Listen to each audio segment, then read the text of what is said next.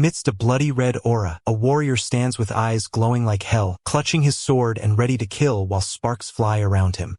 Energy ignites in his fists, making a terrifying sound announcing the start of the attack. This fire-wreathed fighter rushes at tremendous speed amidst the astonishment of those around him, releasing a hot breath from his mouth. Suddenly, a man holding a fan with cold features blocks his way, asking him mockingly what he thinks he is doing, revealing he is just a fraud claiming to be a dignified elder. The fiery fighter's anger ignites, attacking the young scholar and mocking him for being just a small researcher who knows nothing. But in the blink of an eye, blood scatters everywhere as the fighter is cut down and his attack blocked by a swift movement from soldiers next to the young scholar.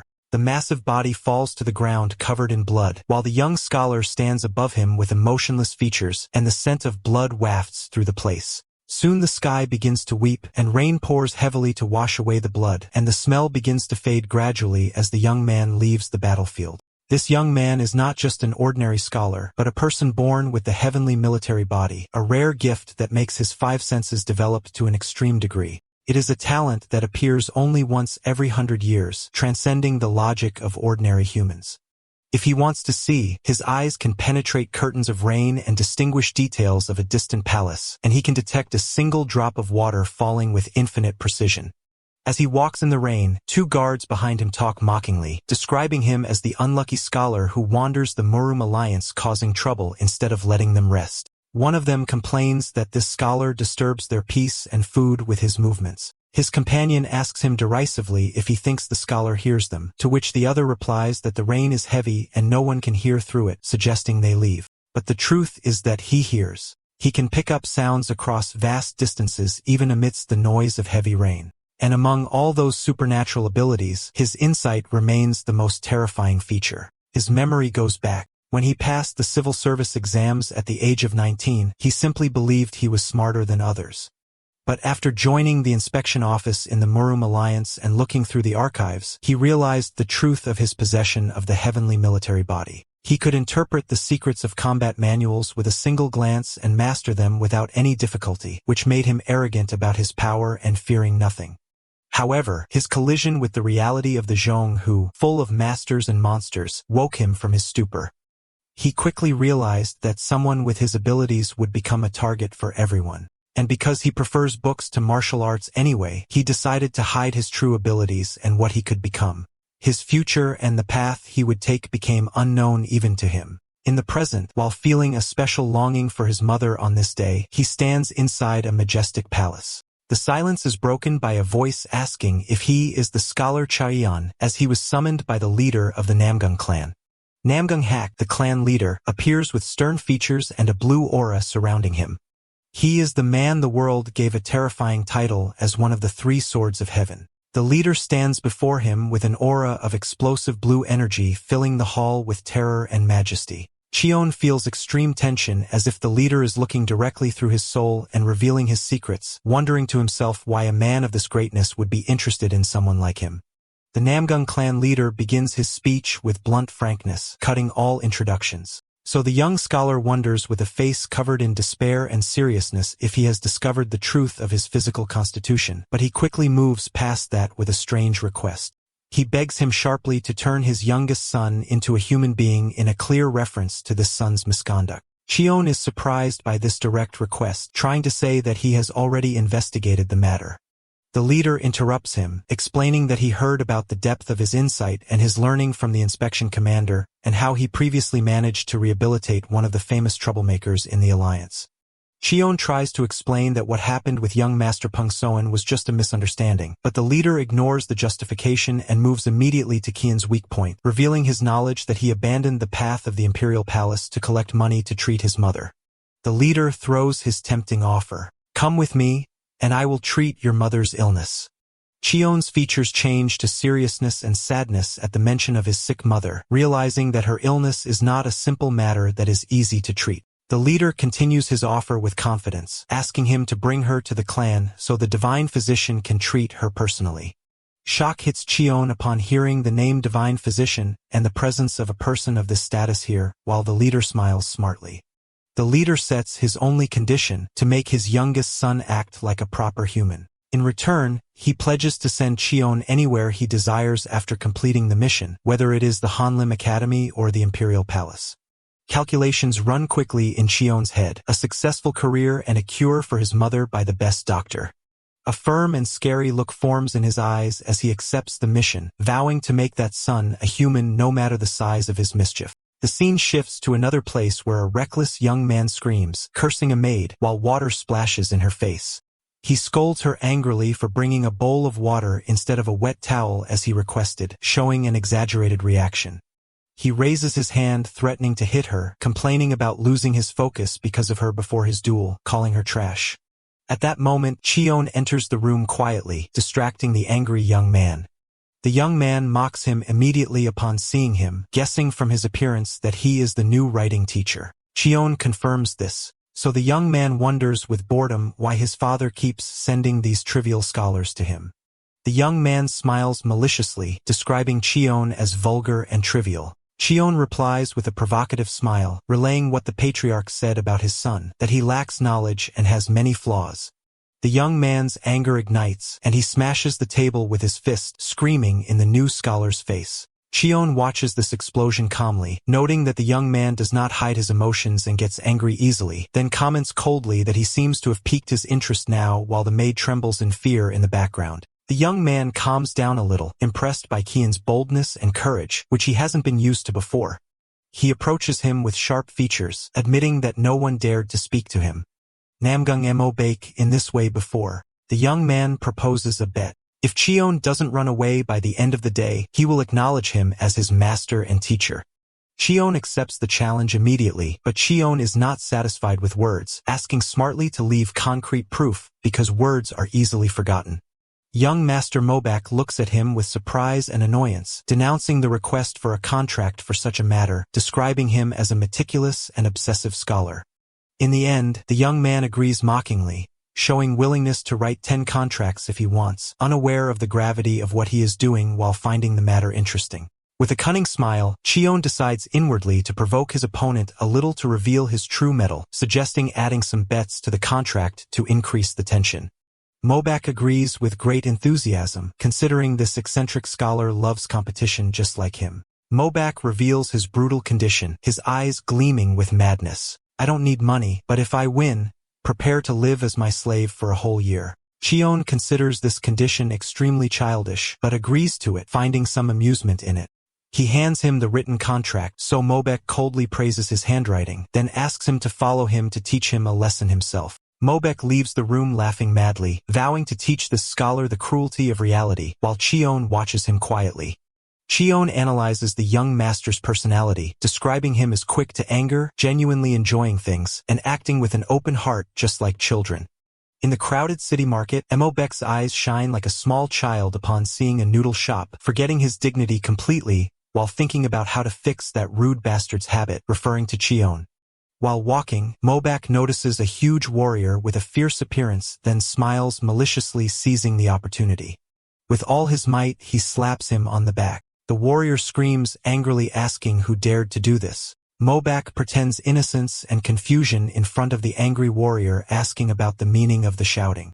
And with a malicious move, Mobak points his thumb towards Cheon standing behind him, telling the warrior, ask him the reason, trying to implicate his teacher in the fight. Mobak mocks Cheon internally, describing him as a scholar who only reads books, eager to see the terror of reality painted on his face. The warrior confronts Cheon with sharp looks, asking him sharply if he is the young master's follower, demanding an explanation. Cheon watches the situation with precise and cold analysis. He notices that the warrior did not draw his sword despite the insult, and that he is not from the evil factions and is a stranger to the area because he dared to speak rudely to Mobak, making him a perfect target for picking a safe fight. But suddenly, Cheon steps forward and bows with extreme respect to the warrior, offering a polite apology on behalf of the young master, surprising everyone. Cheon's sharp eyes fall on the 3-colored tassel tied to the warrior's sword hilt, so he smiles, saying, "You must be a warrior from the Songhui sect." The warrior is astonished that this stranger knows his identity, so Cheon continues, revealing confidently, "Of course, I know, for I work for the Murum Alliance Inspection Office." Cheon continues to corner the warrior with information, reminding him of an old incident where his sect leader caused severe damage and had to pay bail, pointing out that it is confidential information known to only a few. Cheon whispers in the warrior's ear that he was the one who handled that case himself, so the warrior realizes with horror that he is standing before the mad scholar he heard about. The warrior's attitude changes completely, starting to apologize and sweat profusely in front of investigator Cheon, while the latter laughs to himself wondering if his nickname has spread this much. Mobek stands stunned in the back, not comprehending why the strong warrior bowed and feared a mere scholar so suddenly.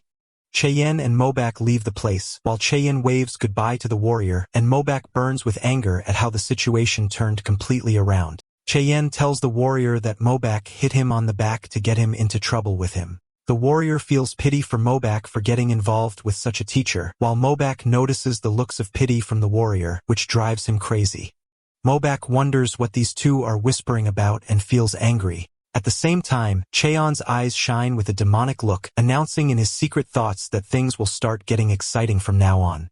Mobek stops Cheon and asks him with urgency and anger, "What on earth did you say to that warrior?" Cheon smiles with feigned innocence, saying, "Nothing. I simply offered a polite apology."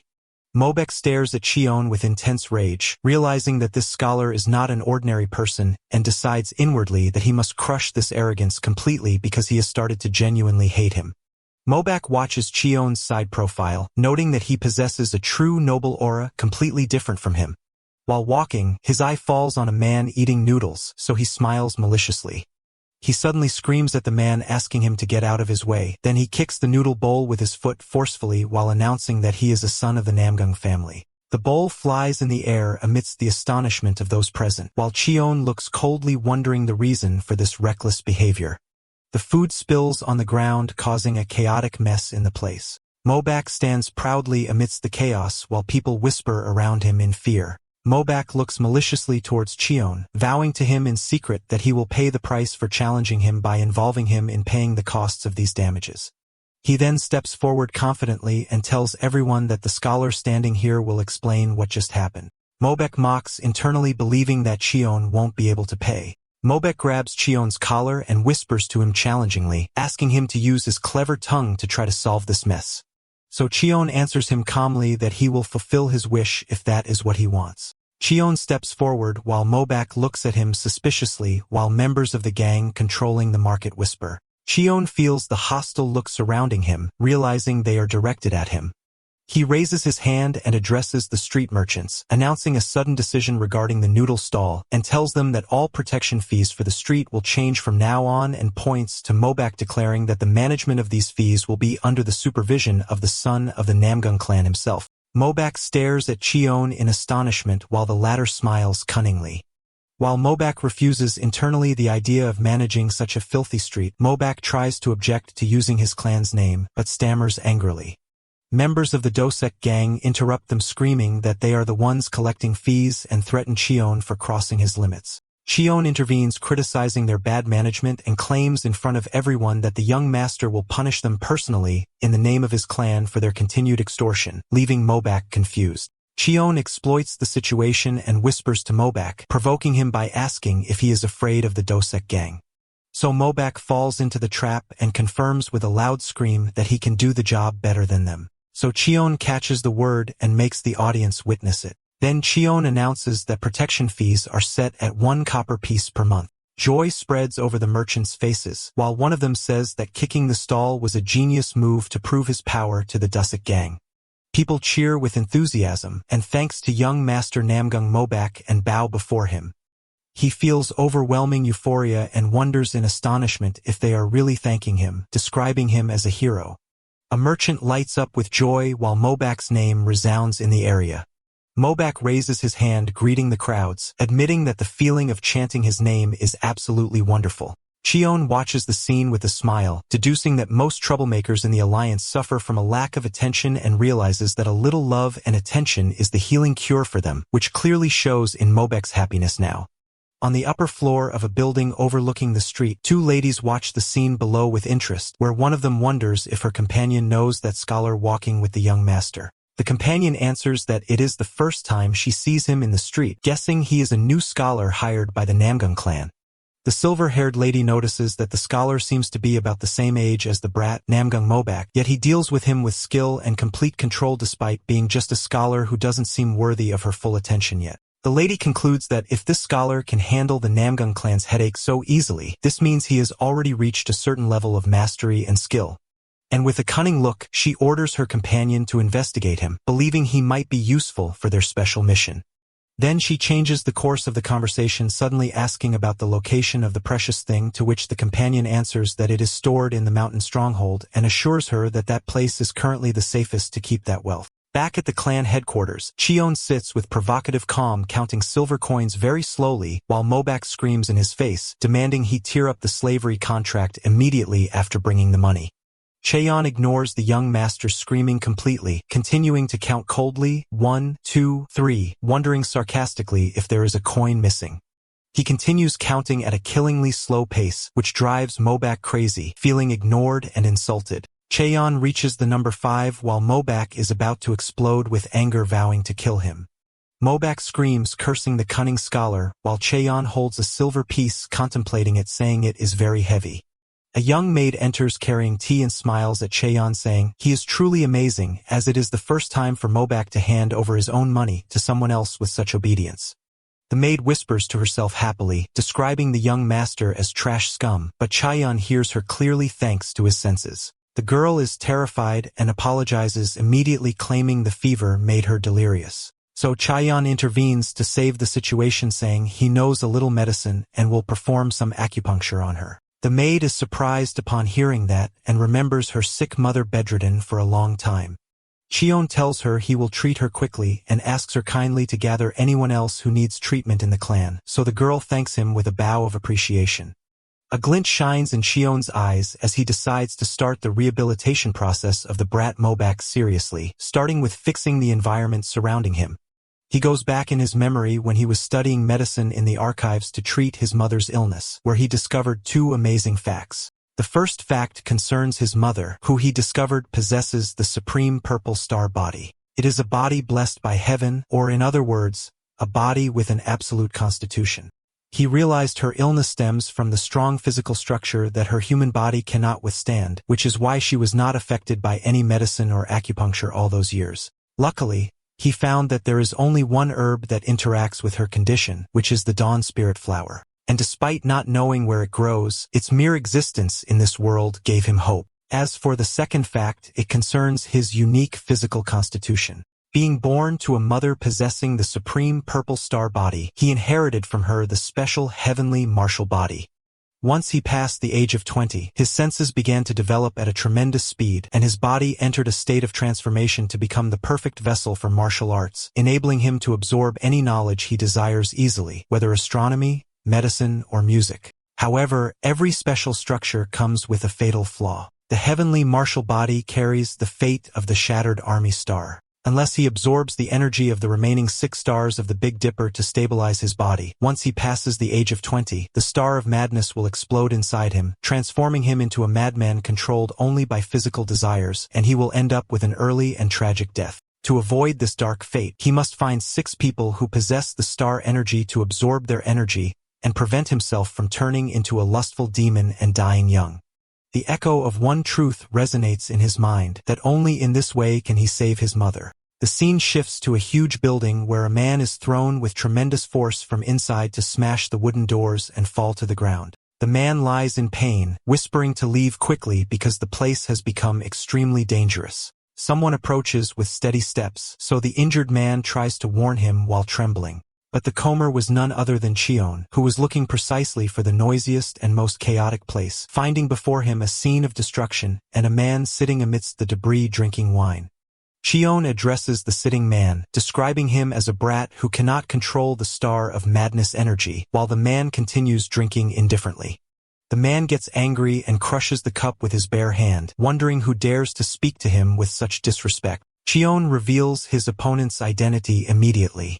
He is Peng Soon, son of a Murum Alliance elder, then opens his fan in preparation. Cheon introduces himself with a confident smile, announcing he comes from the Murum Alliance Inspection Office. Back to the present, the maid notices Cheon is lost in thought and asks if he is okay. He answers her that he was just recalling some old memories. The scene moves to Chongsim Tea House, where the place has turned into a temporary clinic where Cheon treats patients with needles. He inserts the needles with high skill and precision while the girl, Hwa-young, watches him in amazement. He finishes treating a patient and presses with his hand on the pain spot to relieve it amidst looks of gratitude from those present. Hwa-young, the owner of the tea house, thinks about the strange contradiction of this man. Previously, he treated that brat like a small child, and now he uses difficult long needles with extreme proficiency. She realizes his skill in acupuncture surpasses most doctors and confirms the correctness of her decision to investigate him. Chaeyeon writes a prescription with ink and brush while patients look at him with great respect, calling him scholar.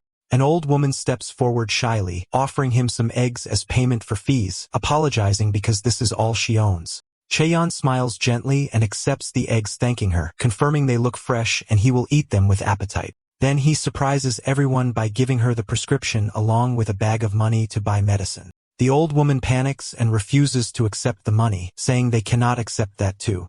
Chaeyeon insists on his stance, claiming they are all one family serving young Master Namgung and must help each other, adding that he got unexpected money recently. Everyone thanks him with deep emotion, so he smiles at them warmly and asks them to return to their homes because it is late. After everyone leaves, Chaeyeon performs stretching exercises for his tired body, while Hwa-young bows to him respectfully. Chaeyeon thanks her for lending him the tea house late at night. She replies that his help was great. She invites him to visit them anytime, promising to prepare an inner seat next time to avoid gossip. Chaeyeon thanks her, noting to himself that the tea house owner is younger and more beautiful than he thought. Suddenly, a fantasy with her raids him, and he feels severe turbulence making him sweat. He clutches his chest in fear, wondering what he was just thinking about, and realizes he must find the people possessing the Big Dipper energy quickly before it's too late. Outside, Hwa-young leaves the place, and the princess asks her about the progress of the investigation. Hwa-young answers with a detailed report. Chaeyeon Tae-san, born in Wuhan, his family was influential but fell and became impoverished nobles after his father's death and mother's illness. Hwa-young points out that his character seems respectable, but he has many enemies because of his past. He worked in the inspection office where he revealed and punished all kinds of corruption and did not hesitate to bring down division leaders or even pavilion masters, earning him many merits and enmities at the same time. He was strict to the point that he toppled a Murum Alliance elder, and it is said his persistence made even ghosts follow him, giving him the title Ghost Scholar. It seems the Alliance felt a heavy burden due to his campaign against corruption, so they sent him to the Namgung clan to get rid of him. But there is something strange that raises suspicion. Rumors indicate he masters martial arts as well, and is on a level matching the rising stars in the Murum Alliance who are approaching the first-rate level. The conversation shifts suddenly to his mother as the lady asks her companion to speak without hesitation about what she discovered. Hwa-young reveals that after examining Cheon's mother's condition and the medicinal ingredients he buys, she discovered the possibility of her having sun pulse severance disease. The princess's eyes shine, wondering if this is the disease she has been looking for all along. She recalls her memories as 5 years have passed since leaving the North Sea Ice Palace, roaming the continent disguised as a doctor in search of this specific disease, realizing she has only 1 year left to live if she doesn't find it. Based on that, she decides she will examine Cheon Taison's mother herself to confirm. It turns out Hwa-young is the third guardian of the North Sea Ice Palace, and her mistress orders her to continue watching that scholar closely. Elsewhere, Chaeyeon walks thinking about the Big Dipper, wondering about the whereabouts of those possessing the star energy. He knows those born with this energy are destined to reveal themselves somehow and perhaps made a name for themselves as leaders of their factions. And while deep in thought, he senses someone's presence. Mobak appears suddenly with a fake smile, calling him teacher. He takes out an old book, claiming it is inherited in his family for a long time, but no one has been able to interpret its true meaning. Mobek asks with feigned innocence if this book is a martial arts manual, claiming he will try to interpret it himself this time. And since Cheon is his writing teacher, he asks him to help decipher its talismans, claiming complete ignorance of its content. Cheon looks at him suspiciously, wondering to himself why this brat asks him for a favor and what he is planning. But he decides to agree to break his boredom, saying he will try. Once Mobak walks away, Cheon notices his malicious smile and realizes he is plotting a new scheme. Mobak laughs in secret, believing that this foolish scholar will fall into the trap of chi deviation if he tries to interpret the book like the others. Cheon realizes the shock, wondering if this brat just handed him a secret manual of the Namgung clan. Mobak lies on the grass comfortably, mocking Cheon and daring him to try to understand the book. Mobak believes the manual he gave is not just a normal text, but a martial art that caused the destruction of countless Namgung clan geniuses. He knows that attempting to interpret the chants will lead to blocking the meridians one after another, which will inevitably lead to falling into chi deviation. So he laughs madly, watching from afar, waiting for Cheon's fall. But Cheon sits quietly under the clear sky, reading the book carefully.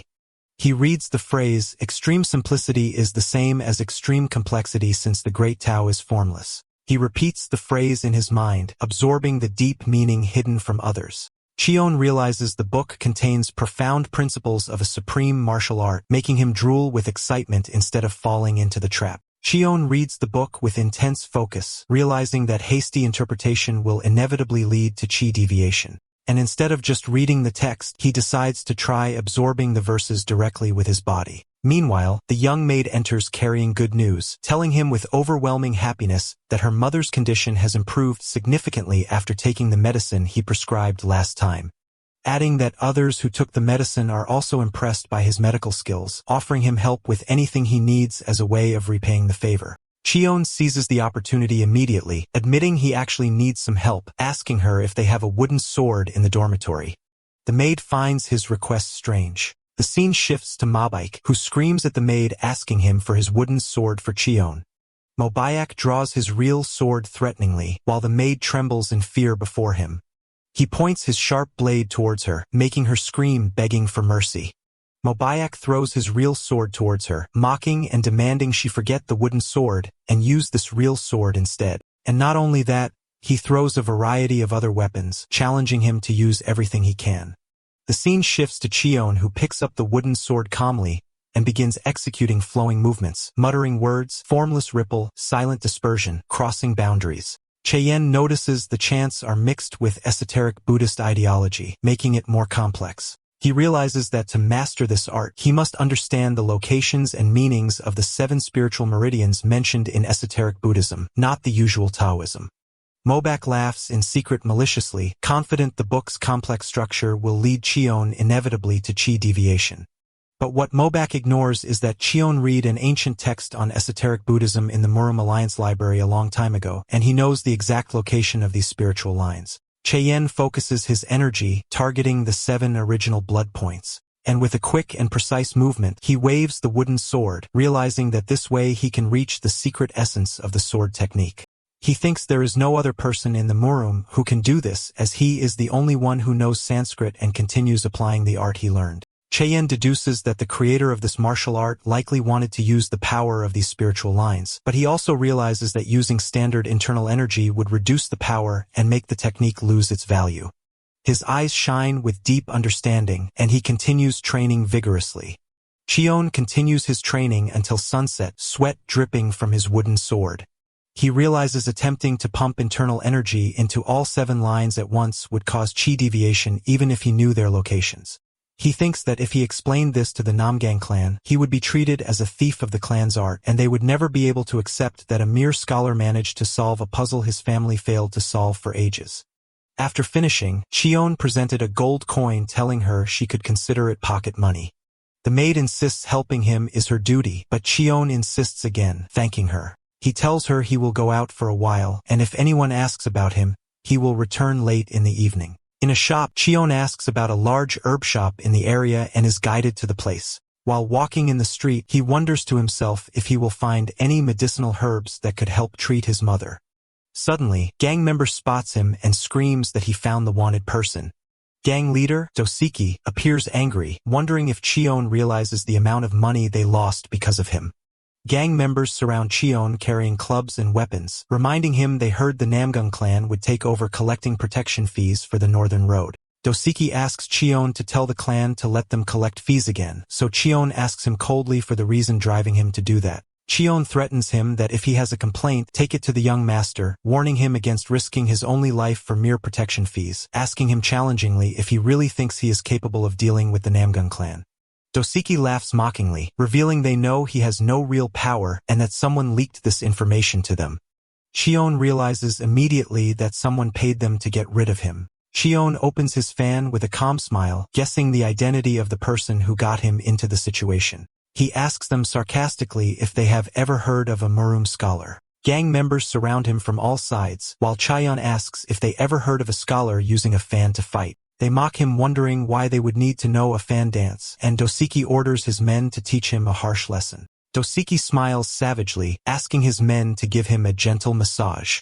One of the men attacks with a high jump, while Chion stands firmly. Chion asks if they know a certain fact, confirming he became certain of it after reading a book a short while ago.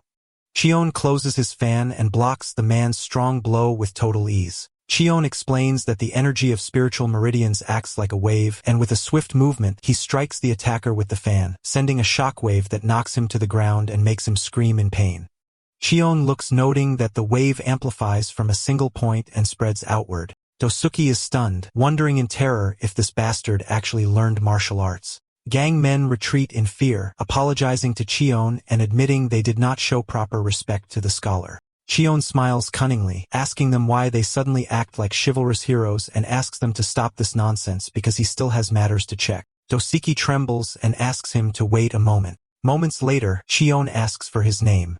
He answers with a trembling voice and swollen face, Ibdaswiji. Chion realizes he means Daisuke and warns them all while they are kneeling before him that if he hears a mere whisper about them collecting protection fees on the northern road again, he threatens to break every bone in their bodies personally and make them crawl on the ground for the rest of their lives. The gang members thank him with fear and gratitude for letting them go easily this time. As they leave, Chion stops suddenly, realizing there is still something else he must check, causing Doseki anxiety again. Doseki and his men continue apologizing in fear, while Chion opens his fan coldly, wondering if he should continue disciplining them a little. After some time, Chion reaches the Hall of 100 Herbs, the largest herb shop in the area. He notes the shop is huge, thinking to himself that if his opponents were a bit stronger, he could have tested the depth of the technique better, considering what happened a wasted opportunity. He enters the shop, remembering how the spiritual wave energy left nothing intact before it, thinking of making a fan out of iron to withstand his power. Inside the shop, Mobek spots a familiar person, stopping, suddenly forgetting what he came for. He sees a beautiful lady with silver hair, stunned by her breathtaking beauty, considering her one of the 3 most beautiful women he has seen in his life. But he is surprised when Mobek suddenly appears in front of her, introducing himself as from the Namgung clan, asking her with unusual politeness for her name. The princess looks at him coldly, wondering what this brat is doing here, telling him she has a lot of work and asks him to leave. Mobek insists on knowing her name before leaving, so she interrupts him, saying she is a doctor and only stopped to buy some herbs. Mobek is surprised she is a doctor, remembering immediately rumors about a female doctor treating people for free in Hefei recently. He asks if she is Lady Jung Sobin. She nods affirmatively. Chion thinks to himself that a beauty like her offering free treatment must have an ulterior motive. At that moment, Mobek pretends to be in pain suddenly, claiming his head hurts badly and asks her to examine him. The princess refuses coldly, saying she is busy, and will see him later as Mobek tries to chase her. Cheon appears suddenly in the shop, surprising both. Mobek asks him what he is doing here. Cheon answers simply he came to buy necessary herbs, while Mobek claims he came to buy medicine for himself. Cheon glimpses the paper Mobek is holding, reading the name Sistanch Wisdom Soup, mocking in secret, wondering if this brat plans to use a potency tonic. Mobek reads what is written below the name to improve concentration, wondering sarcastically why this brat needs something like that. Mobek tries to hide the paper quickly, while Cheon looks at him meaningfully, wondering if this kind of art is what sparks the brat's passion for study. Suddenly, Mobek realizes something and asks Cheon eagerly if he interpreted the manual he gave him, asking him seriously if he should be wandering slowly like this if he interpreted the chants, hinting he should be busy training. Cheon laughs maliciously in secret, telling him he already finished interpreting some verses, but it is extremely difficult. Mobek feels disappointed, saying he had high hopes for him as a Jinshur-level scholar, but he seems disappointing. Cheon smiles in secret, realizing he finished the interpretation perfectly, but prefers to keep it a secret. Enthusiasm appears on Mobek, requesting Cheon to tell him what he interpreted. Cheon is surprised by Mobek's sudden happiness, wondering if he actually hoped for his success. Cheon asks suddenly if it is safe to talk about the interpretation in a place like this, noting that merely reciting 2 lines might not be understood by anyone. Mobake asks him to speak quickly.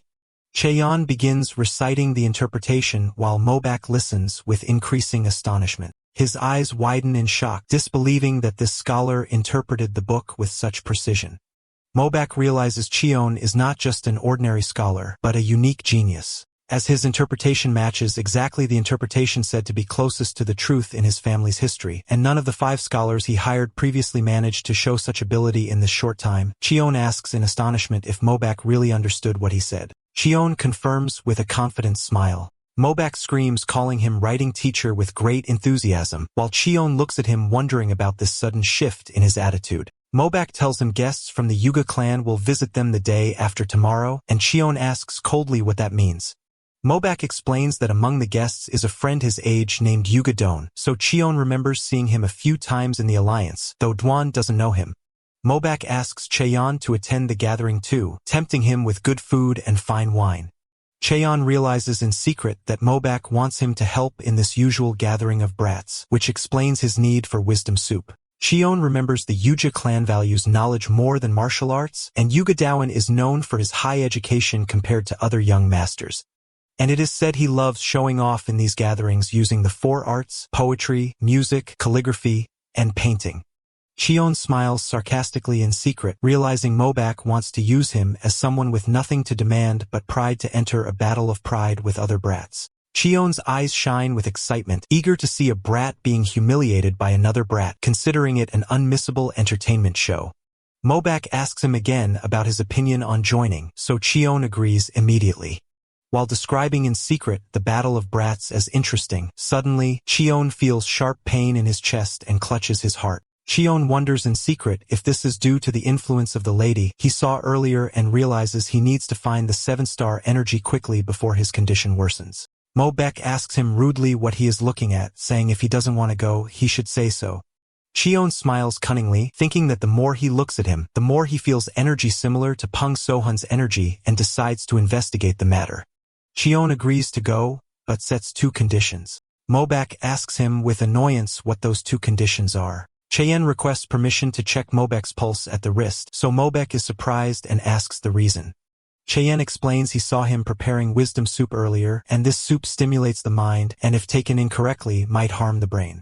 Mobake reminds him that internal energy entering wrongly through the wrist pulse causes internal injuries, wondering sarcastically if he asks to examine him over some soup. Cheon asks if he isn't afraid the soup will destroy his martial arts level. Mobake agrees reluctantly, extending his hand to Cheon. Cheon holds Mobake's wrist, deciding to inject a little spiritual energy to see the reaction. Hoping his visit to the Namgung clan won't be in vain, Cheon feels faint but certain energy, wondering in astonishment if this is the Wookiee star. Mobake asks anxiously if there is a problem, so Cheon reassures him with a broad smile that everything is fine, and his brain energy is strong and the medicine won't harm him. Mobake feels chills from Cheon's strange smile, believing he is impressed by his intelligence. Mobake asks about the 2nd condition, so Cheon answers with a sly smile, watching your training. Mobake is surprised and asks why he wants that. Cheon explains that an ancient clan like Namgung has its own symbols and path, and to interpret the chants in the book accurately, he needs to understand the principles of the clan's other martial arts, and watching Mobake's movements will help him understand the meaning accurately. Mobake expresses his surprise at Cheon's interest in watching his training, noting that scholars usually look down on martial arts and consider them barbaric movements. But he agrees enthusiastically, considering that Cheon's desire to observe the training to genuinely interpret the chants is what makes him a true scholar. Mobake plots maliciously in secret, deciding that he will make Cheon interpret the manual he is currently learning as well. If he succeeds, it is good, and if he fails, it doesn't matter. Mobake agrees out loud, but sets a condition that Cheon must interpret the martial art he is currently learning too. Mobake asks Cheon to come tomorrow, while Cheon smiles cunningly in secret, realizing that his plan is going well. The next day, Mobake asks eagerly whether Cheon will show him the interpretation or not, so Cheon answers coldly to forget about it and hands him a book. Mobake reads the book's title, Limitless Azure Sky Sword Arts, and is struck with astonishment. Cheon wonders in amazement why Mobek is showing him these secret manuals, then looks at him suspiciously, wondering if he is completely crazy. He asks him seriously how he got this book and if it is acceptable to show a clan's secret technique to an outsider. Mobek answers simply that it is fine because he truly wants to master it. Mobek boasts of his superior talent, claiming he will master it faster than his brothers. He reassures himself that Cheon worked in the Murum Alliance and knows the laws well, so there is no need to worry about information leakage. Mobek asks Cheyenne to read the chants and interpret them for him arrogantly. He offers him 300 taels of silver as a fee, and Cheyenne reminds him to make it a banknote and not heavy coins this time. Mobek begins to display his sword skills, executing aerial moves and powerful kicks. Cheon watches the movements carefully, describing the sword art as a song towards the infinite sky and admiring its beauty. Mobek screams loudly with every strike, which annoys Cheon and distracts his focus. He covers his ears in annoyance, complaining about the noise that prevents him from reading. He then screams in Mobek's face to shut his mouth, explaining to him that he must conserve his energy. He tells him that this sword art requires preserving breath until a single strike and that screaming only disperses internal energy. Mobek continues training silently this time, and his movements become more fluid and focused. Mobek notices the massive difference as he feels greater power and higher speed. Cheon smiles with satisfaction, advising him to train more seriously to manifest that energy, promising to take it with gratitude when the time comes. Mobek jumps into the air gracefully and executes a powerful landing.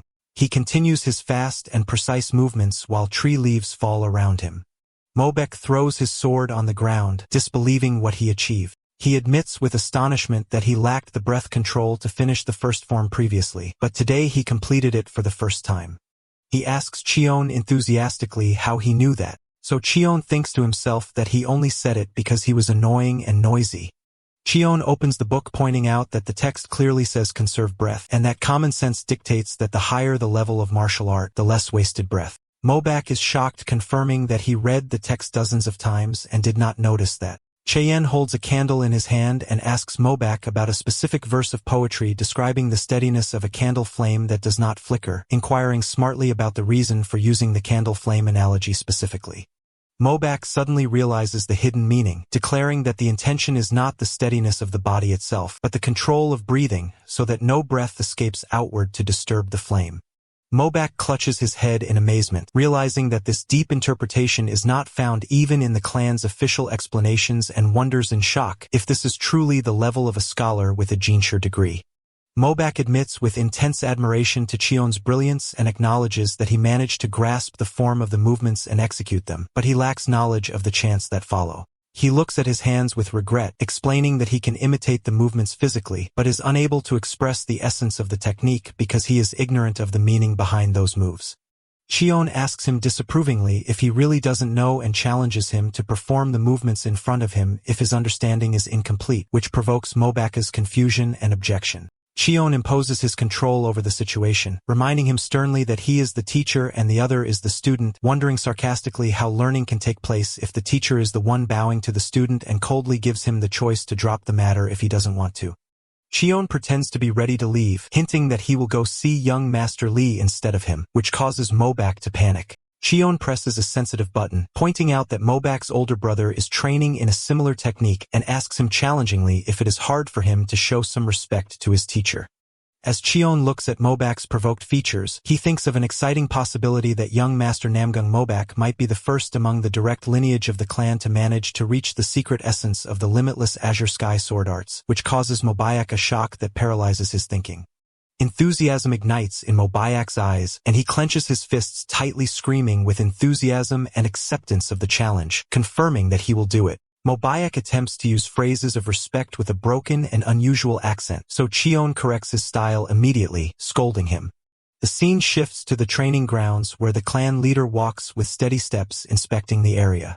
The leader hears the commotion and thinks anxiously that that brat might be tormenting the new scholar in the market again, resolving to scold him severely if he caused the scholar's expulsion. But he is surprised to hear Mobek's voice asking for more and sees Cheyenne hitting Mobek with a stick for correction, while the latter obeys.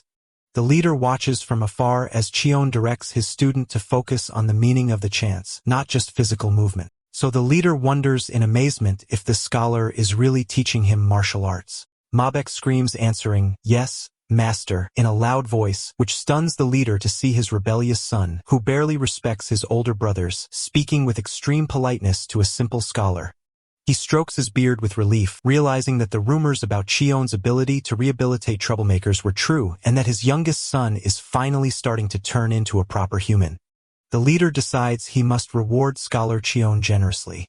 But at that moment, Chion shouts the words, "Azure Sky." Chion continues his explanation to Mobek, asking him to watch closely and focus on the fact that the name of the technique itself contains the word sky. The leader's features change to horror and shock, wondering if the scholar has just revealed the clan's secret technique. The leader's anger ignites, believing his son has divulged clan secrets to a stranger, and decides to intervene immediately to arrest both of them. But before he moves, he hears Chion asking Mobek to think carefully, explaining that if he removes the unnecessary branches from the chants, the matter ultimately boils down to one truth. The leader stops in his tracks upon hearing Chion reciting the chants deeply. Mountains stand tall, yet they remain under the heavens, and waters flow deep, yet they run over the earth. The words echo with images of breathtaking nature, showing the majesty of mountains and the depth of water in perfect harmony. Mobek sits in a meditative posture, closing his eyes and recalling his teacher's words about the relationship of mountains to the sky and water to the earth. He dives into his imagination, realizing that no matter how high the mountain, it exists under the sky, and no matter how deep the water. Mobek opens his eyes in his inner vision, finding himself immersed in clear blue water from which a bright light radiates, having reached a state of deep comprehension. Chion watches his student with a sly smile, realizing that Mobek found the required mental image in moments and certain that he possesses truly rare martial talent. Behind them, the clan leader watches the situation from a distance. Drops of sweat begin to pour from Mobek's face, and his eyes shine with a strange green flash as he mutters to himself that he is starting to understand a little, as if the path has finally become clear before him. He rises suddenly with a fluid movement, waving his sword in a wide circular motion, deducing that there is nothing greater than the sky and that the sky is what embraces all things. He raises his sword high towards the horizon, realizing that this is the essence of the azure sky, while Chaeyon asks him as he closes the book if the vision has started to become clear to him now. Mobek steadies his sword, pointing it directly towards the sky, and screams that the azure sky extends endlessly and expands without limits, and this is the true meaning of the word limitless. Massive energy ignites in his eyes and on the blade of his sword, and he prepares to launch a powerful strike. Mobek strikes the air with destructive force, sending a wave of energy that splits the sky, and he explodes laughing madly with overwhelming happiness at his success in executing the technique, screaming that this feeling is truly wonderful. He turns towards his teacher with intense enthusiasm, his eyes shining, asking him for more guidance and what he should do next. Chion smiles calmly and explains to him with a philosophical example that a bird soaring in the sky does not follow a specific method to flap its wings, but flies freely. And he continues advising him that if he wants to fly freely, he only has to spread his wings wide towards the sky, explaining that the limitless azure sky sword arts are only mastered by those who can truly liberate themselves.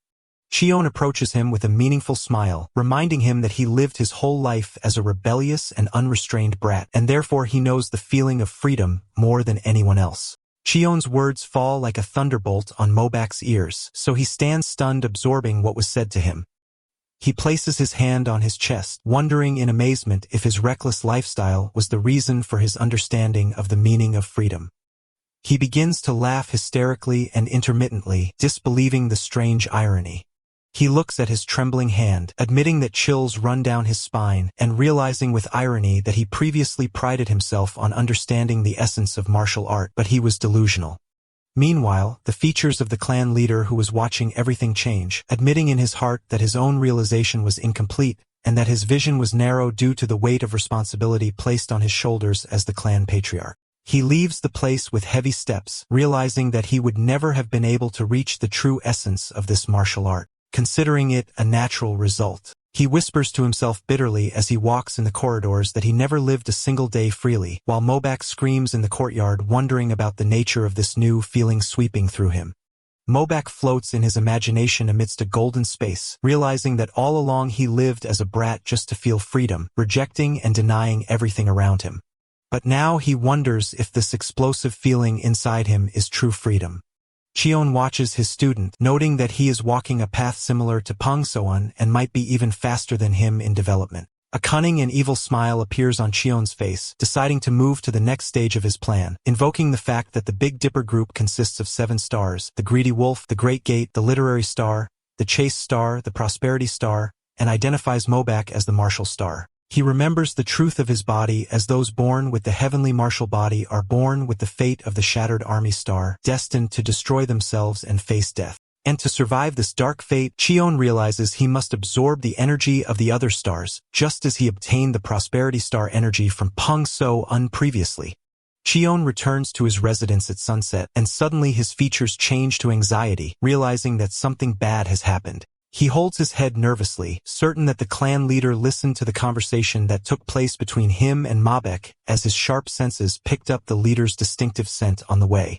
Cheon realizes the gravity of the situation. For an outsider, seeing a clan's secret manual is a matter that leads directly to death, and expects the leader to summon him at any moment. Indeed, the maid opens the door suddenly, telling him that the patriarch requests an urgent meal with him.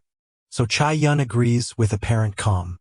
The maid leaves to tell him she will wait for him, but she wonders in confusion how he knew about the matter before she told him, and why his features look so dark and scary. Chai-yun enters the room where the luxurious dinner table is, finding clan leader Nam Gun-hak waiting for him. The leader introduces his wife sitting beside him, so Chai-yun bows with extreme politeness, expressing his honor to meet the lady of the house. The wife looks at her husband with a playful, reproachful look, asking him why he lied to her.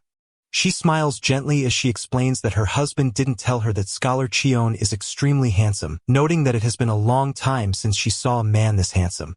The leader rectifies the situation, trying to soften the atmosphere, and apologizes to Cheon for summoning him late in the evening. Cheon replies humbly that the invitation is an honor, so the lady points out that she heard about his wide fame even inside the Myram Alliance. So Cheon admits he gained some reputation indeed. The lady smiles, clasping her hands with admiration, considering that calling the elimination of corruption and vice infamy is something to be admired, not ashamed of. The lady changes the course of the conversation, asking Cheon if he knows a poem or a melody that speaks of fighting injustice, likening him to the subject of the poem.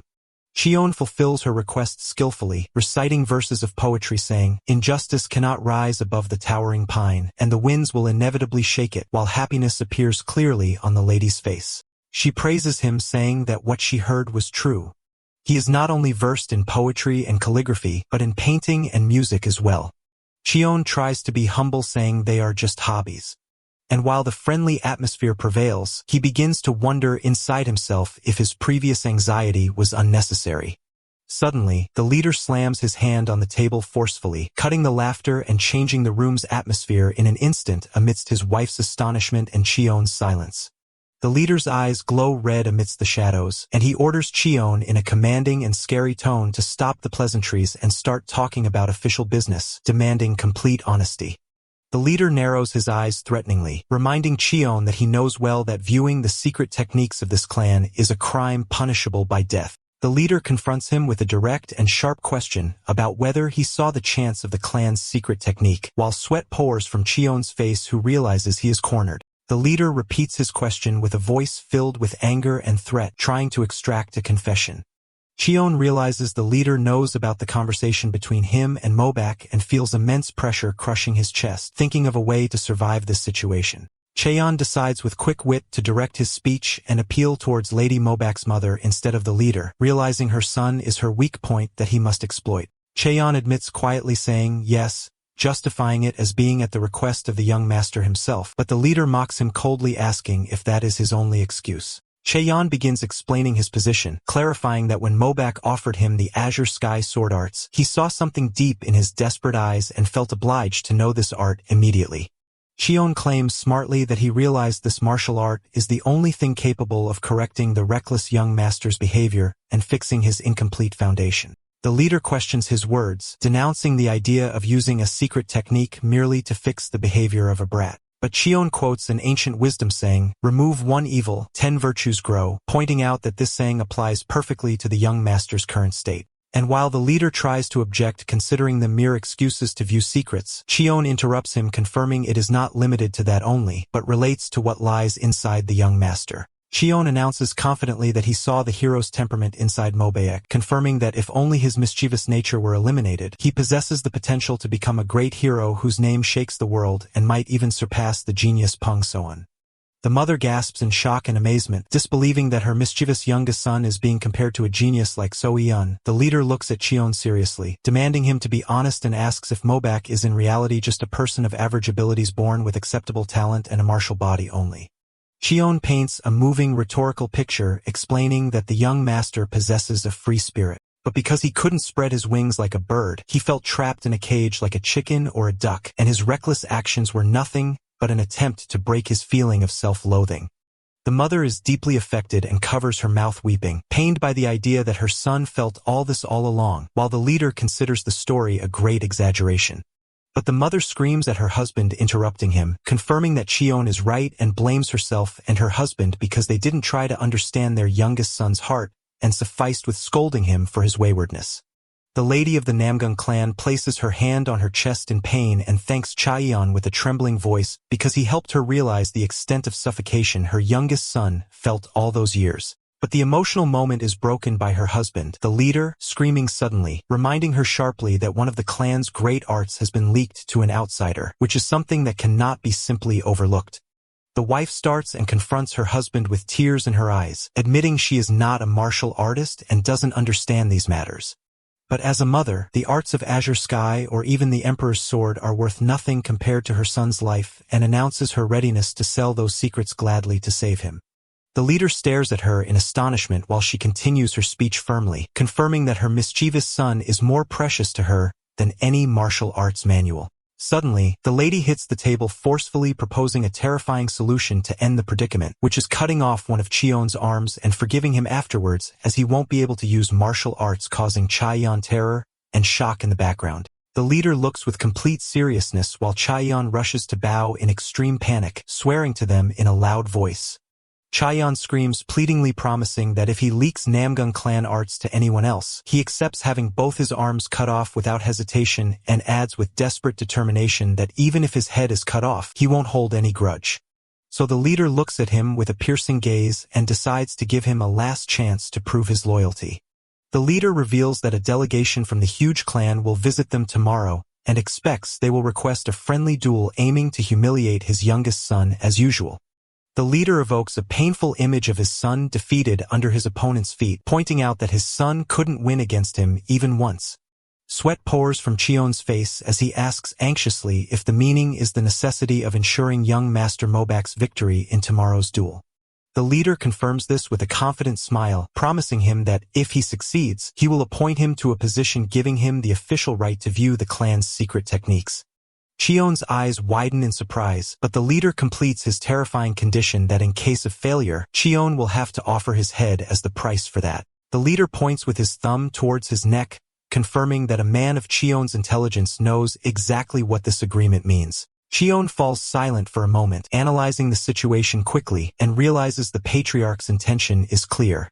He wishes to keep him by his side in the clan, but imposing this harsh test on him is merely a means to find a strong and convincing justification before the elders and council of the Namgung clan to hire him.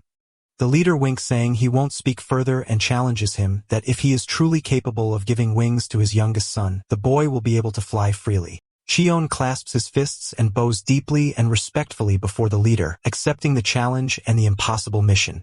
The couple leaves the hall, and the wife apologizes to her husband for her impulsive talk earlier regarding cutting the arm. So the leader reassures her that he understands her heart and fear for their youngest son.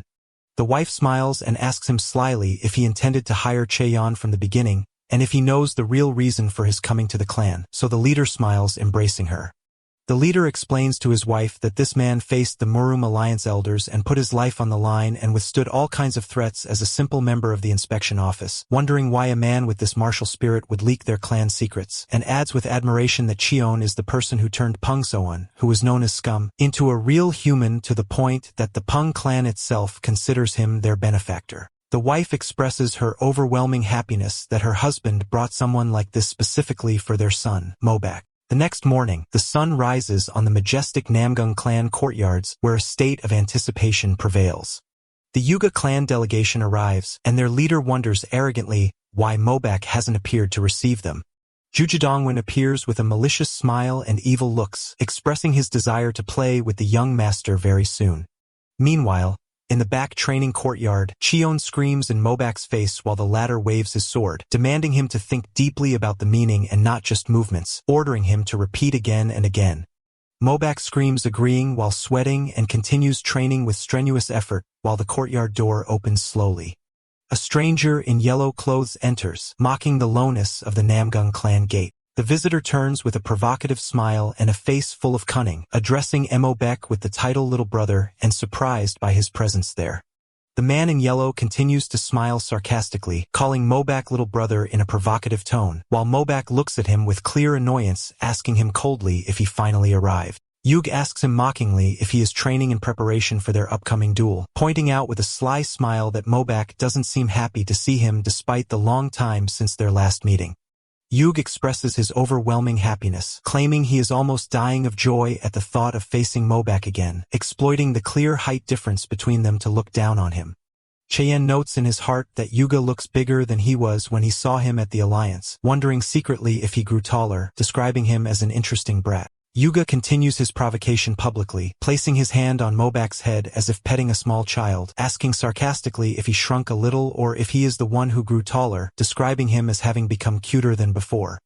Mobak pushes his hand away with intense anger, asking him sharply if he traveled all this distance just to brag about his height, so the other pretends innocence and surprise. Yuge laughs mockingly, leaning his body slightly, confirming he has plenty to brag about other than height, listing his skills in martial arts, science, and music, mocking the idea that his bragging is limited to something simple like size. Yug notices that Mobak has become more arrogant and bold than before, so he turns suddenly towards Chaeyeon standing in the back, wondering suspiciously if this new scholar is the reason for this change.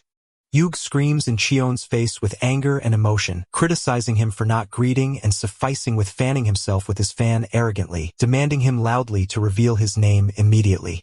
Cheon points to himself with complete calm answering. He is Cheon Taisan. So Yuga laughs with hysterical mockery upon hearing the name, commenting sarcastically that this man has a short tongue too. Yuga vows to fix both their habits together, but suddenly his features freeze and his eyes widen in shock and horror upon comprehending the name he just heard. A terrifying image of ghost specters surrounding Cheon materializes in Yug's imagination, and he realizes in amazement that he is standing before the infamous ghost scholar of the Murim Alliance. Sweat pours from Yuga's face, wondering in confusion and shock why such a dangerous person is in the Namgung clan specifically. Yuga looks towards Cheon, connecting events together, realizing this is the same legendary scholar who changed Pungso completely. Chaeyeon approaches him with coldness and confidence, asking him why he is looking at him as if seeing a dead man, increasing the young master's tension and confusion. Yuga stammers denying that quickly, explaining he thought the scholar would stay at the Pung clan, remembering clearly that Pung So-eun told him that. He recalls the memory of his conversation with So-eun, who told him he would take the scholar to his clan for a purpose. So Yuga starts doubting the scholar's abilities, wondering to himself if rumors were exaggerated, and he wasn't that great. Yuga remembers that Elder Gal, who holds a deep grudge and buried hatred for him, couldn't possibly let him leave the alliance with his limbs intact, making him strongly surprised he is standing before him now without any injuries. Chaeyeon interrupts him with a confident and provocative smile, confirming he decides his destination and path himself, pointing out he has current business here to finish. Juge tries to regain his balance, claiming smartly that this is their first meeting, despite the many rumors he heard as if they met before. But Cheon reminds him coldly that they met several times at the Alliance, assuming the young master doesn't remember.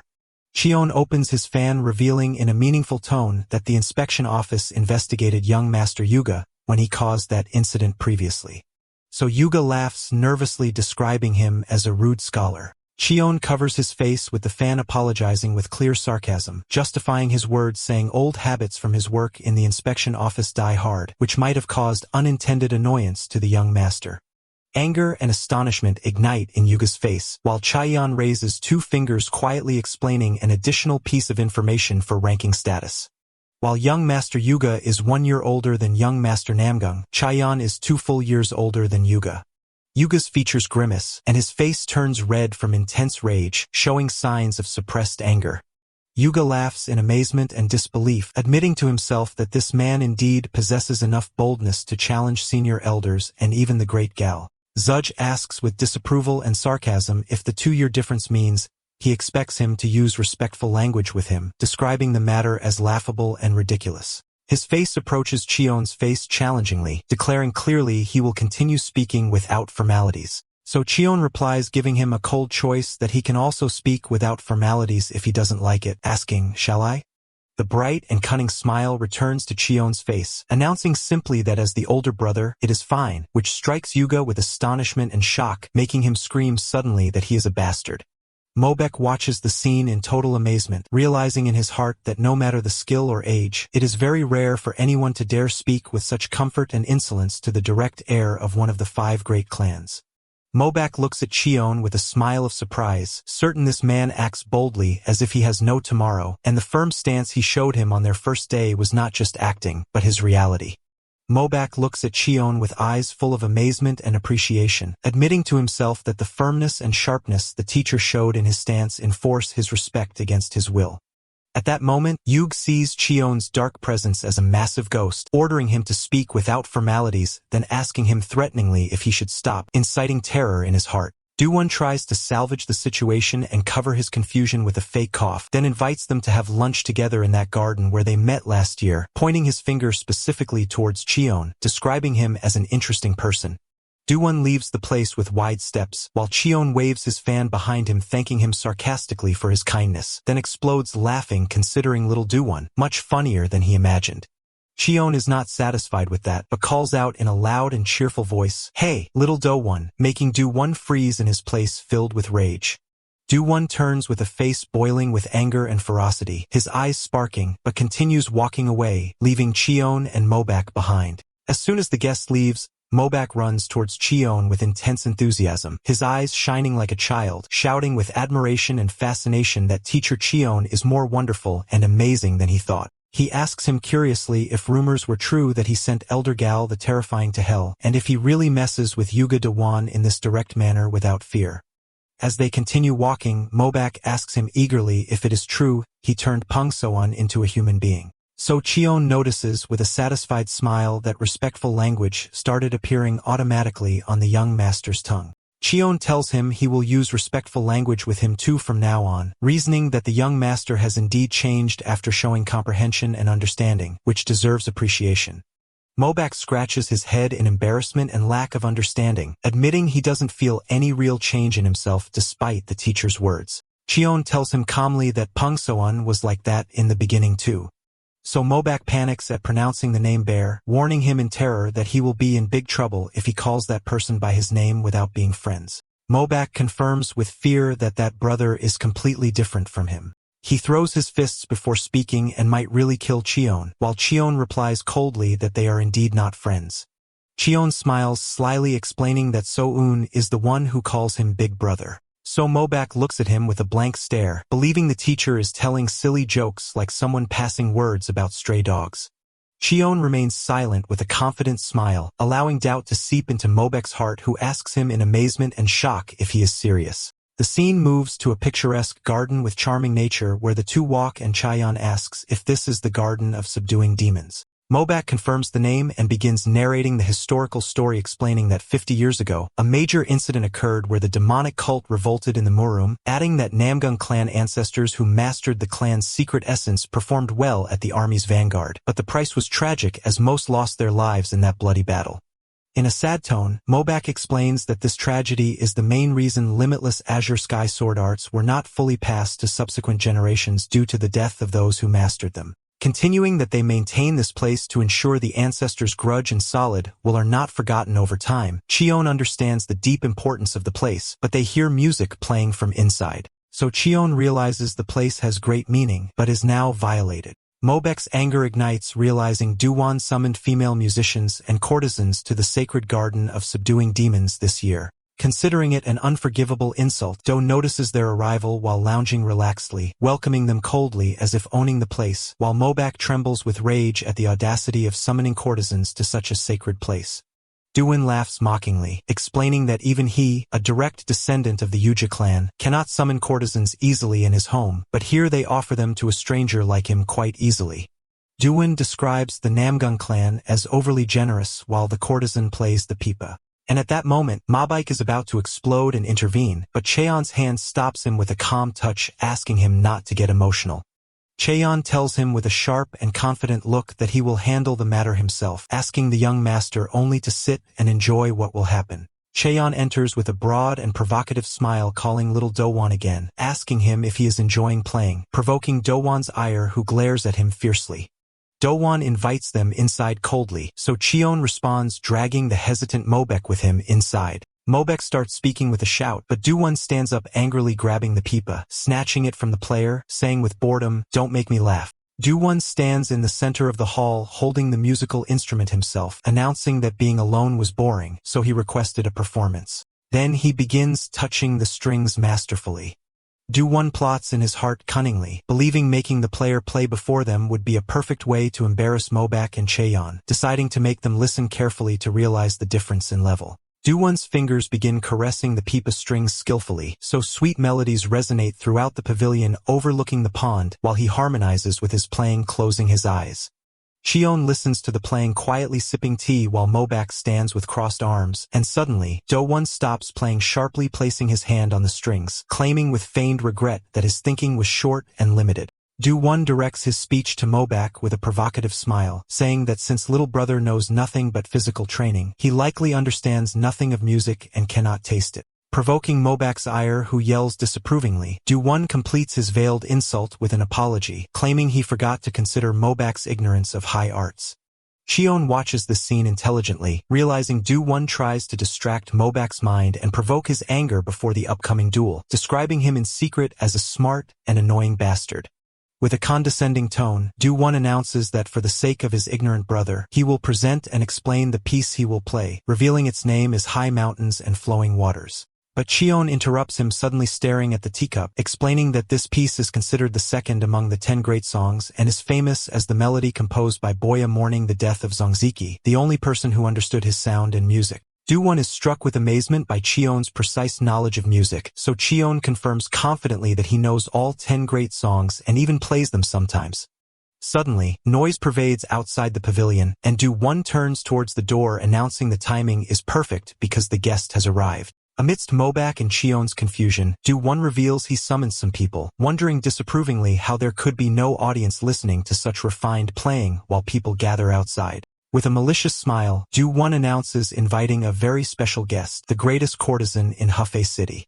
The attendees recognize the coming lady immediately, cheering the name Changyu from Heavenly Pleasure Pavilion, wondering in amazement the reason bringing a lady known as the greatest in playing the zither and pipa to this place. Changyu appears with a splendid look and luxurious clothes, surrounded by an aura of beauty and flowers, followed by an assistant carrying her musical instrument. Everyone is dazzled by her breathtaking beauty. Even Mobek blushes with shyness and admiration, while crowds whisper that her beauty matches her artistic skill. Cheon looks at Dowon with disdain, describing him as a hateful bastard, realizing he is showing off his authority and influence by being able to invite a figure of Changyu's weight. Chang deduces Dowon wants a large crowd to witness the event and wants Changyu to evaluate his playing and his opponent's playing in front of everyone. And as Dowon welcomes the lady, Cheon describes him in secret as a mischievous child with exposed intentions. Dowon turns towards them with a confident smile, announcing the start of evaluating their musical voices, and with a demonic challenging look, confirming he truly looks forward to showing his skills. Meanwhile, the two clan leaders walk in the garden, where one points out that the young masters are holding a friendly duel again this year.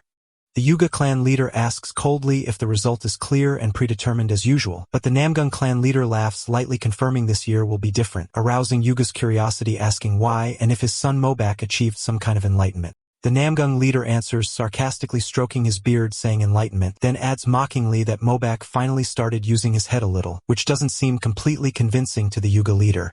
The Yuga leader continues speaking seriously, proposing that since this duel represents their clans, how about betting escort agency shipping rights based on the result? The Namgung leader realizes this cunning old snake tries to settle the agency dispute through a simple duel but finds the matter amusing. The huge leader smiles cunningly and confidently, while the Namgung leader's features change to seriousness and awe.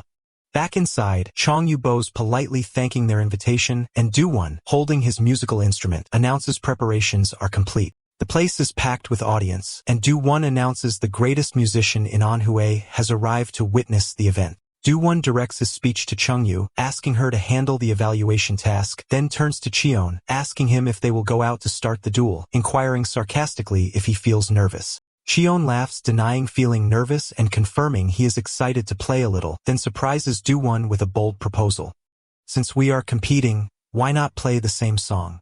Silence and astonishment prevail, and Do-won stands frozen staring at Cheon, disbelieving this proposal that places technical skill in direct confrontation without any room for manipulation.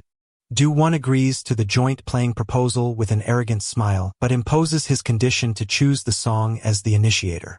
He chooses the piece White Snow in early spring with a challenging look, believing it will incapacitate him. But Cheon replies with provocative calm that this piece is basic, and he played it a few times before, making Do-won mock in his heart the scholar's fake confidence. Do-won sees White Snow is not a piece that can be mastered in a few attempts, asserting Cheon exaggerates in bragging and lying. Do-won's eyes shine with a scary look, vowing inside he will crush the scholar so hard he won't dare show insolence again. Do-won's fingers begin moving on the pipa strings forcefully, announcing the start of playing with sharp tones. Chongyu and her blind companion notice immediately a tangible change in airflow inside the hall as soon as playing started. The blind companion whispers that despite losing sight, she can imagine every note falling clearly and heavily like real snowflakes. The melody resonates throughout, arousing the admiration and amazement of attendees watching the scene with fascination. Meanwhile, the two clan leaders arrive at the courtyard, noticing the gathering and music, wondering if the youth are fighting with musical instruments this year. The huge clan leader smiles maliciously, considering his son, Do-won, is using music as a smart trick to suppress his opponent's spirit before the physical duel, describing him as a smart child. The huge leader turns to the Namgung leader asking him in surprise if his son, Mobek, is good at music too since he never saw him hold an instrument before. The Namgung leader watches the scene from afar answering that the player is not his son, but it seems his writing teacher is taking his place in this confrontation. Music fills the place amidst the huge leader's surprise at this teacher's identity. Do-won continues playing proudly, convinced his performance already reached the level of great masters. He glances contemptuously towards Cheon, mocking inwardly that someone who can barely imitate tones dares pretend before him. His playing intensity increases, addressing Cheon in secret, challenging him to play and humiliate himself before this large audience. Considering playing before people not an easy matter, his fingers move with insane speed and high precision on the strings. The fast playing turns into something like a violent blizzard hitting the place, astonishing attendees with the rhythm's power.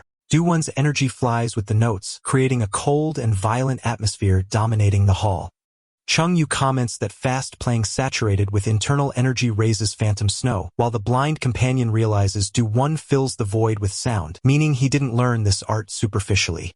The huge clan leader looks at his son proudly, recalling he taught him music originally to calm his mischievous nature after causing much trouble, adding admiringly that Do-won reached a level mimicking masters before he realized, encouraging him, silently asking him to break his opponent's spirit from the start. Do-won stops for a moment, panting with a victorious smile, asking Cheon arrogantly for his opinion, calling him an arrogant beginner, and demanding him to show his pathetic skills. While Cheon prepares to reply, the Namgung leader asks his wife, whispering who she expects to win, noting Do-won's skills are better than he expected. The wife smiles confidently and calmly, confirming scholar Cheon will win.